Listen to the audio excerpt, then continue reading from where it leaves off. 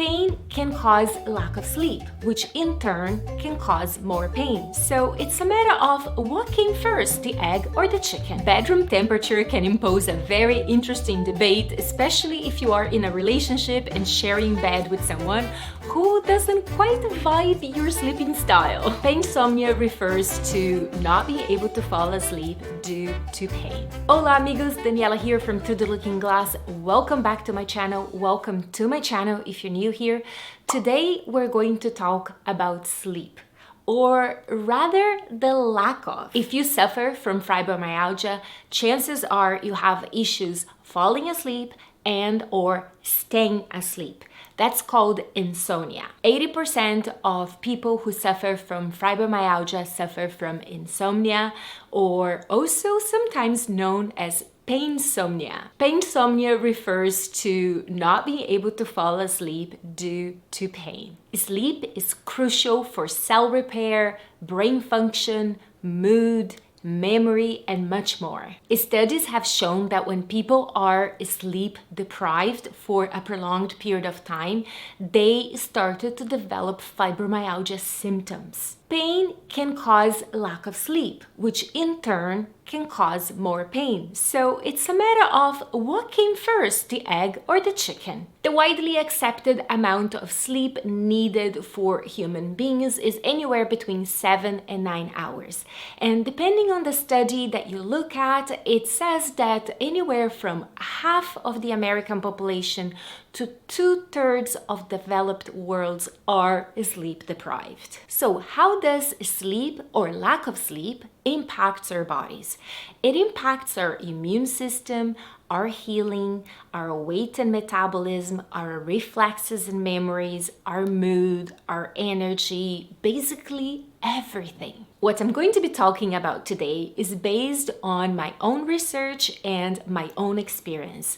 I am not a doctor, I am not qualified to give medical advice, but I have suffered from insomnia for over 30 years, so I think that maybe makes me somewhat of an expert, I would like to say. So as you watch this video, take the information that makes sense to you and leave what does not. Make sure to discuss with your doctor anything new that you're wanting to try, especially if you suffer from chronic insomnia. No two individuals are the same, and something that works for someone may not work for somebody else. Also, if there is something that works particularly well for you, make sure to leave it in the comments below so that other people can benefit from it as well. This video is going to be divided into 3 parts. The first one, we're going to talk about tips and how to set up your sleep environment.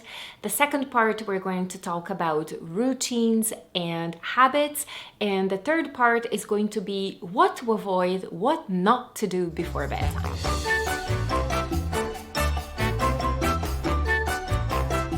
First thing we're going to talk about is room temperature.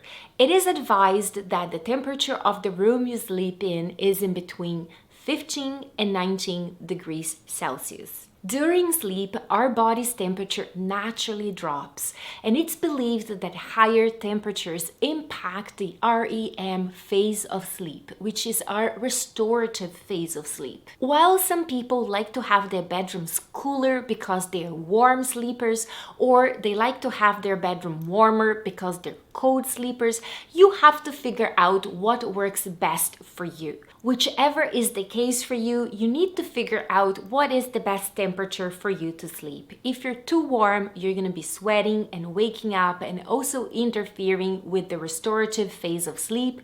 But if you're too cold, your body's going to be tensing up, the blood vessels are going to be constricting, and that can create pain and tension, and you can wake up very sore the next day. Bedroom temperature can impose a very interesting debate, especially if you are in a relationship and sharing bed with someone who doesn't quite vibe your sleeping style. So next, let's talk about white noise. White noise refers to every audible frequency played at the same volume at the same time. I know, it sounds horrible, but it can actually be very calming to the brain. Because you have all those frequencies at the same volume playing at the same time, the brain after a while kind of like shuts off from picking up different sounds. It also masks other sounds because it is playing at every frequency, meaning that you're going to be less startled by a different sound and wake you up. There are very specific machines that create white sound meeting all those requirements, but any sort of like constant humming seems to do the trick. So a fan or an air conditioning or a humidifier, all those things can really help you not be startled by other sounds and not be interrupted during your sleep. Now let's talk about the mattress. I think especially people with fibromyalgia who have a lot of body soreness and can wake up very sore, having a very comfortable mattress is a must. Now, the whole debate about a hard or a soft mattress really depends on preference. It is believed that a medium firm mattress is the best for posture support. When it comes to mattresses and beds, there are a multitude of options out there. There are hard mattresses, there are soft mattresses, there's spring mattresses, there's foam mattresses, memory foam mattresses, there's adjustable beds. There's so much out there. You could spend as much on a bed as you would on a used car, to be honest. But given that is the one thing that impacts every aspect of your life, is there a price on a good night of sleep? Many places have some sort of guarantee that you can try the mattress for about 6 months and see how you like it and still exchange it. They know that you are spending a small fortune on that mattress and you don't really know how it's going to work for you until you try it. So try to buy your mattress from a place where it does give you those sort of guarantees, because you get to try several different mattresses and really find the one that promotes better sleep and the ones that leaves you less sore the next day. As far as the size of the mattress or the bed, I would say go for as big as your bedroom accommodates. Honestly, having room for you to roll and move and get into any position is amazing. I currently have a king size bed, and honestly, every time I am traveling or camping that we are in a more confined space, I notice the difference. I'm the kind of person that has to move all the time. I have a hard time getting into a comfortable position. I also cannot be in a certain position for too long, so I basically toss and turn all night long, and having space to do that is amazing. It definitely makes it for a more comfortable night. And let's not forget about neck support. Neck support is super important for you to not wake up with a stiff and sore neck the next day. But pillows don't only just support your neck. You can use pillows to support many other body parts. You can use pillows in between your knees to give your hips more stability. You can hug a pillow. There are pillows that are like entire body length that you can just completely hug the pillow. You can tuck a pillow behind your back when you're sleeping on your side. You can put a pillow underneath your knees when you're sleeping on your back. There are so many ways to use pillows to make yourself more comfortable. And this is why I say a king size bed, if you can have one, is the best, because there is plenty of room to have pillows all around you and have your body completely supported.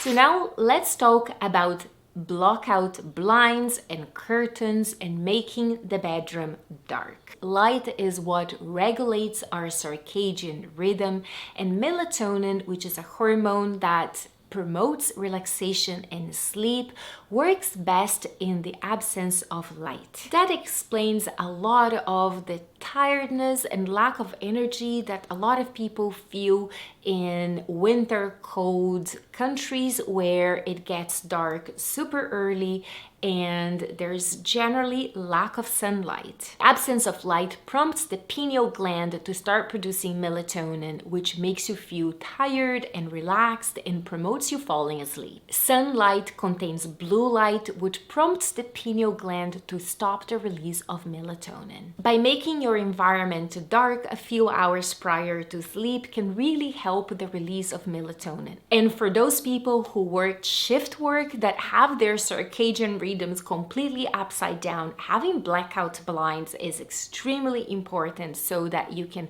help the body mimic the night routine and help release that melatonin.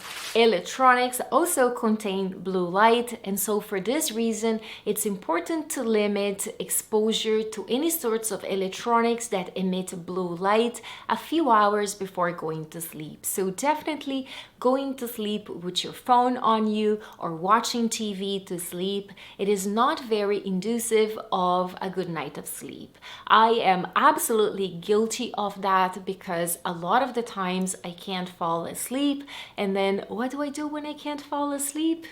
I go watch YouTube videos because I am going crazy trying to fall asleep and I start to get pretty anxious, so I distract myself. I probably should distract myself with a book, but honestly, I have a really hard time concentrating on reading late at night when I'm tired, and it's a lot easier to sort of like watch something where you're half paying attention, but it's still distracting.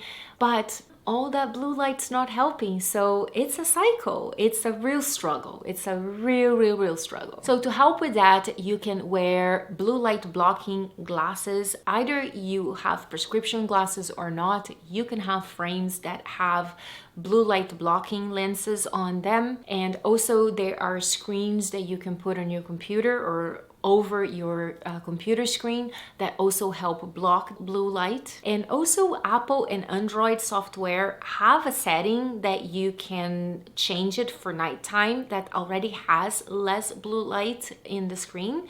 So you could try those, but ideally you should avoid any sort of screens, not only for the blue light, but also for the kind of stimulation that gives to your brain. But you do what you gotta do, right? Try to avoid it, do the best you can, just be aware of this information. Another important aspect of sleep is sleep apnea. A lot of people have sleep apnea. I personally don't have sleep apnea. I have been tested. I have done a sleep study. I have many other sleep disturbances, but sleep apnea is not one of them. But if you do suffer from sleep apnea, that can make you wake up very unrested. What happens when you have sleep apnea is that you stop breathing for a few seconds. And you think, what is a few seconds? But it is enough to get your brain to sense a lower level of oxygen, and it will trigger adrenaline to be released to sort of arouse you and get you breathing again. And even though you may not fully wake up, that continuous release of adrenaline through the night can make it for a very restless night of sleep. Sleep apnea can be diagnosed by a doctor through a sleep study. Talk to your doctor if you think you have sleep apnea. Sometimes if you have a partner that sleeps in the same bed as you, they're able to tell that you hold your breath. A lot of people who have sleep apnea also snore, which is also another major leading of sleep disturbance, not necessarily for the person who's snoring, but for the partner sleeping with the person who snores. But I find that both people in the relationship end up not getting a good night of sleep because the person who's being woken up by the snoring ends up nudging the person who is snoring, which in turn also wakes up. So it's a continuous cycle of sleep and wake, sleep, awake, and that can be exhausting for both people. So the solution for sleep apnea is a CPAP machine. A CPAP machine is a machine that produces continuous pressure, so it's constantly pushing air into your lungs. It is a mask that can be just over the nose, or it can be over the nose and mouth. And you just put it on just before falling asleep. And then there is a little machine that produces continuous pressure. And so what that does, it just keeps the airway open at all times so that when you relax, when you're sleeping, you don't get that closure and that rattling of the airways. So a CPAP machine can not only ensure that you're continuously continuously breathing through the night, but it can also prevent snoring. Also, something else that you can do to help set up your sleep environment is the use of essential oils. There are many essential oils that have relaxing properties. I particularly like to use lavender with eucalyptus. The lavender is very relaxing and eucalyptus helps me breathe better. It also helps set up a sort of a routine. Whenever you smell that scent, your brain kind of already associates with downtime and sleep time, which brings me then to the next part of this video, which is routines and habits.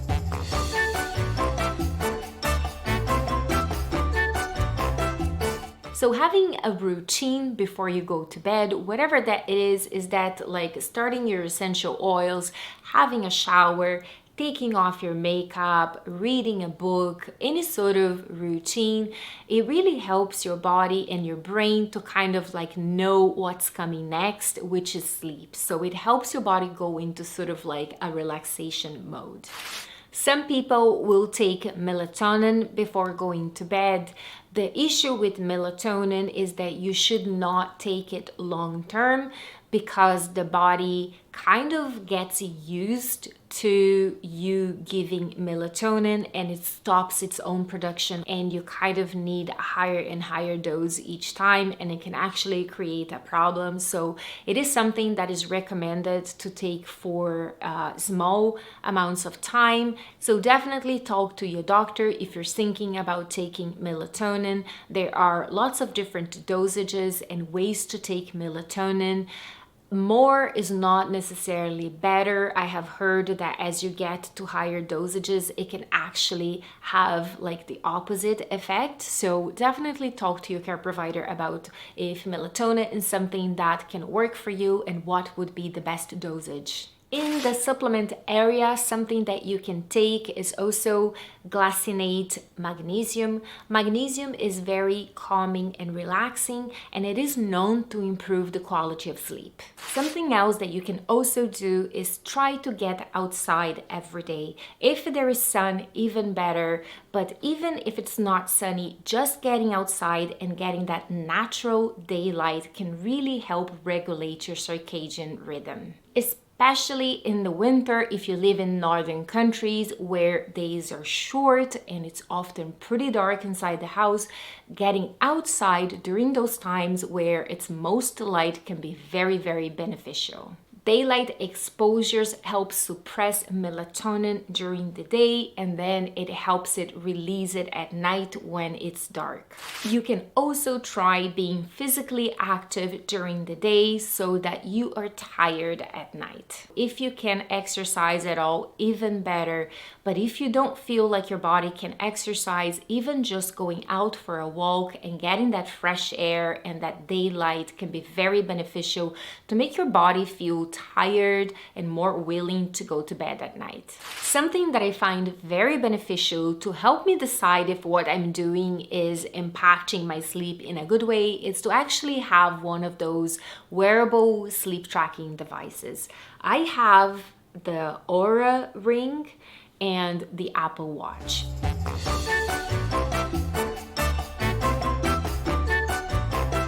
It is also recommended that you stop drinking caffeine after 2 p.m. if you're prone to having issues with falling asleep or staying asleep.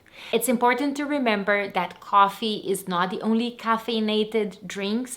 Black tea, green tea, and Coke, these all contain caffeine as well, so try to avoid those after 2 p.m. A lot of people like to fall asleep watching TV, and then the TV just stays on the background and that blue light is being emitted the whole time.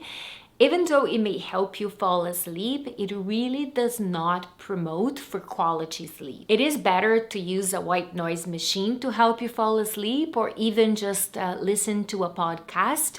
But if you must watch TV to fall asleep, if that's the only way that you fall asleep, maybe setting a timer that can turn the TV off after a certain amount of time so that it's not emitting that blue light the whole night. Also, avoiding heavy exercise just before going to bed can help you get better sleep. For some people, exercising at night can make them super exhausted and help them fall asleep.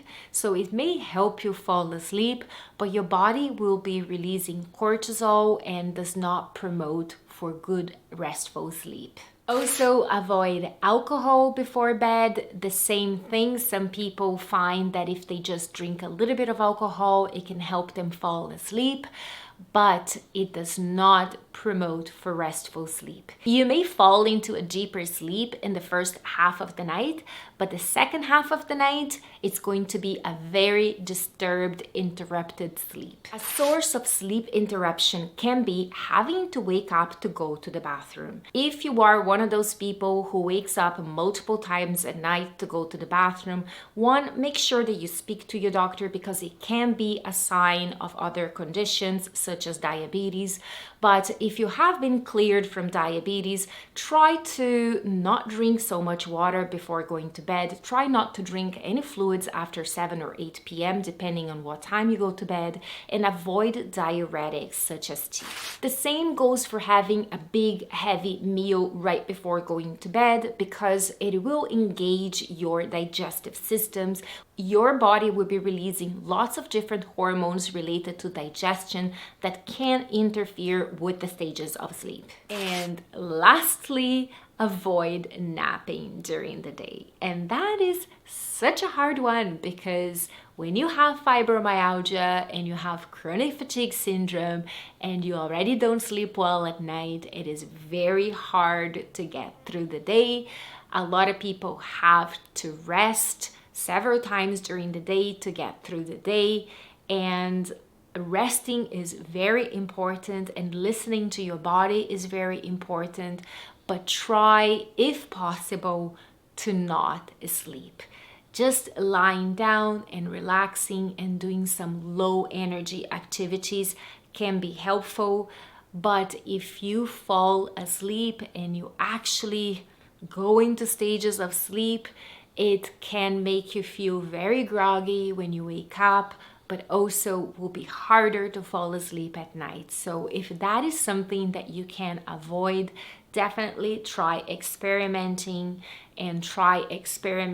with one, not sleeping on your bed, maybe sleeping on a couch, or like I said, just trying to relax and do some low energy activities rather than sleeping, and see if that helps. So well, my friends, that is it for my tips on how to get better sleep when you suffer from fibromyalgia and chronic fatigue syndrome. Well, my friends, that is it for my tips on how to get better sleep when you have fibromyalgia. If there is something that works for you that I have not covered in this video, please leave them in the comments below. I would love to try new things, and it's also information for other people watching this video. Well, that is it for now. Ciao, and I'll see you in the next one.